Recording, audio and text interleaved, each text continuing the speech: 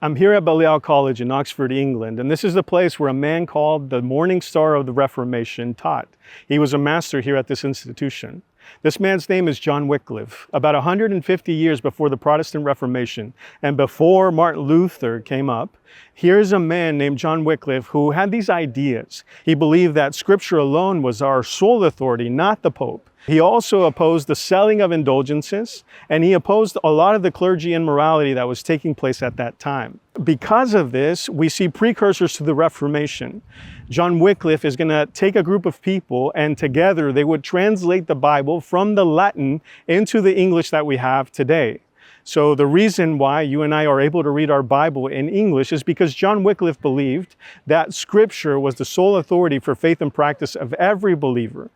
Because of all these ideas, many would come after him and believe the same message. People like William Tyndale, who would translate the Bible not from the Latin, but from the Greek. And so you begin to see this movement of people who are inspired by him, ready to face it all so that you and I can have our own Bible in our own language.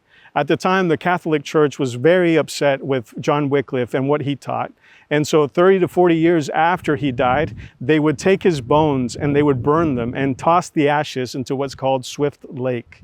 And so you already see how serious this issue was. But for John Wycliffe and people like him, they did not care. What they wanted is for us to know that Scripture alone is the sole authority of faith and practice for every believer.